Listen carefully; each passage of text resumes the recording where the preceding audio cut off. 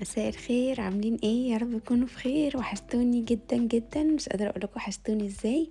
النهارده بقى رحت سبنس، تعالوا بقى نشوف مشترياتي النهارده ومشتريات الشهر. انا بقى الصراحه من الناس اللي بتنزل كذا مره في الشهر، بجيب اجزاء كده معينه وبعد كده شويه وبفتكر حاجات تانية الاسبوع اللي بعده بجيبها. يعني بنزل كذا مره، مش بكتفي بمره واحده بس.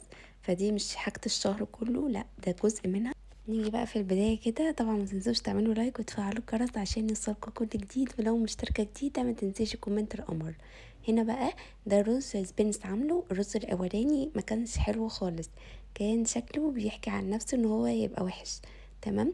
الرزاية بتبقى باينة من شكلها، بتبقى حلوة كده، كبيرة شوية، بيضة، ما فيهاش اي حاجة. يعني ممكن تبقى اوف وايت شوية بس ما فيهاش اي يعني شوائب او اي حاجات، مش رز يعني. ده سعره 36 جنيه، ده سبينس نفسه اللي عامله. انا هوريكم الرز اللي اشتريته ارخص من كده بكتير. هوريكم شكله، وبرده نضيف جدا وجربته كتير، بجد هايل. هنا بقى مبادرة كلنا واحد طبعا موجودة في معظم الماركتات. في برضو زيت هدية، ده زيت خليط للقلي طبعا، للبطاطس بقى والبانيه والحاجات اللي زي كده. هنا بقى زيت تاني 44 جنيه، 25 قرش، ده السلطان. مرسوم عليه طبعا زيت، مرسوم عليه عباد شمس. فده خفيف طبعا، بيتحط على الجبنة، على الفول، نعمل بيه شوية رز شوية صلصة، بيبقى خفيف وحلو. هنا بقى رز زمزم. هنا بقى قسم ابو عوف موجود جوه سبنس، وموجود طبعا جوه ماركتات كتيرة جدا. بصراحة كنت بجيب منه القهوة من فترة كبيرة، من سنين يعني، بجد كانت خطيرة. بعد كده لخبط فيها، ما بقتش احلى حاجة، فبطلت بصراحة اجيب منه قهوة خالص. عنده بقى المقرمشات، جربتها من عنده قبل كده، يعني كانت لطيفة جدا. هنا بقى ده رز الزعيم، شايفين الرزاية عاملة ازاي؟ مش قادرة اقول لكم الماظ. انا بحب رز الزعيم، رز اللي هو زمزم.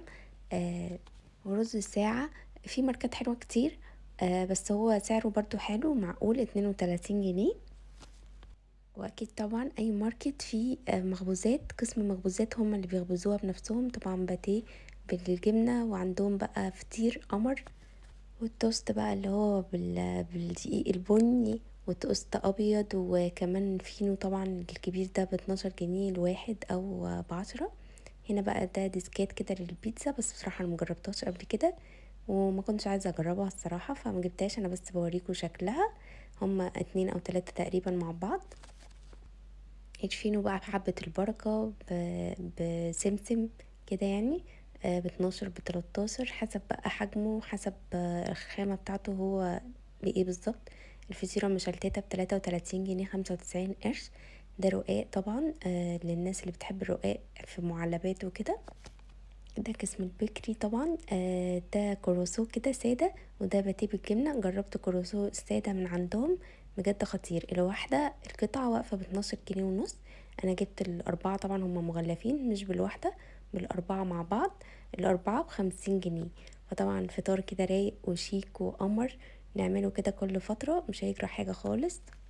تغيير بقى عن فطار العيش والفينو والحاجات اللي زي كده. مرة كده من نفسنا نجيب كرواسون ونحشيها كده ايه، جبنة مربى، اي حشوات. طبعا قسم المناديل هنا يعني قوي جدا، وفي عروض كتيرة، في زينة طبعا، وفي فاميليا برضو من الخامات الكويسة جدا، وفي برضو انواع تانية حلوة كتير نازلة جديدة، يعني برضو يعني اثبتت وجودها، وعاملة برضو عروض حلوة واسعارها كمان اقتصادية. لو وصلتوا لحد هنا ما تنسوش تعملوا لايك. هنا بقى القسم المسيحي، بصراحة ما رحتوش لان كان عندي مسحوق. كارما بقى هنا بتسلم عليكم. طبعا دخلنا الماركت، يعني تورتيه طبعا تعشقه، تحط فيه نوتيلا، تحط فيه جبنة، تسيحها كده على الجريل. ندور طبعا على شربات بقى، اي حاجة تطلع بيها من السوبر ماركت. دي كارما ما بتطلعش ايديها فاضية ابدا. هنا بقى الميجا والحاجات الايس كريم، كان في عليها خصومات ب13 جنيه. انا معرفش اصلا سعرها كان كام، بس هي عليها خصومات. هنا بقى قسم الخضار بقى، يعني الخضار طبعا هناك غالي، وفي اي ماركت غالي، لانه بياخدوا سعر الطبق والاسترتش والمكان. فاكيد طبعا مش بجيب من الاماكن دي خالص، غير لو مضطره، لو مضطره عندي عزومه بكره مش عارفه اجيب منين، فاضطر اجيب هنا بقى. يعني بصوا، دي حاجات اورجانيك كده يعني، بجد يعني شكلها تبهر. بس للاسف اسعارها يعني صعبه جدا، اسعارها يعني مهوله، يعني حتى الطبقه العاليه مش تقدر تشتريها، لان انا مش عارفه مين اللي بيشتريها بصراحه.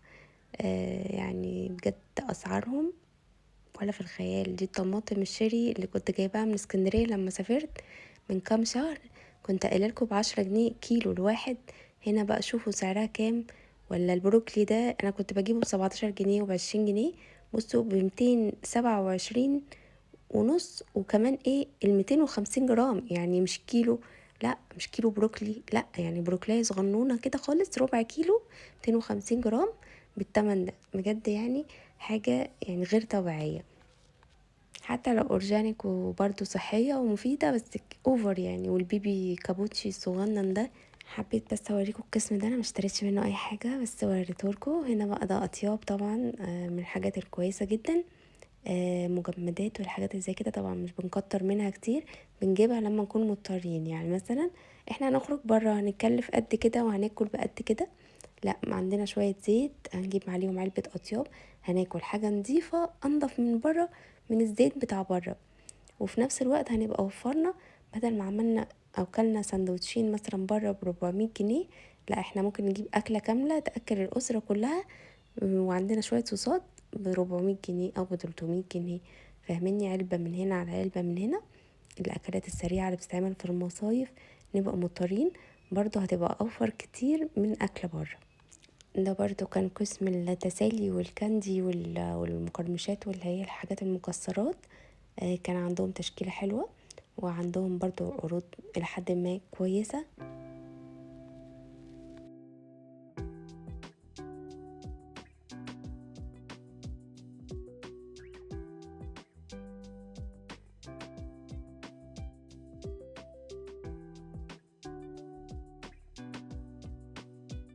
نصيحتي بقى لحبايبي واصحابي الحلوين، طبعا لو ماسكه مصروف البيت انتي كشخصيه كده قمر، هتعملي ايه عشان تدخري؟ وعشان طبعا هنبعد عن حاجات الترفيهيه خالص، وممكن كل شهر نجيب حاجه او حاجتين ترفيهيين.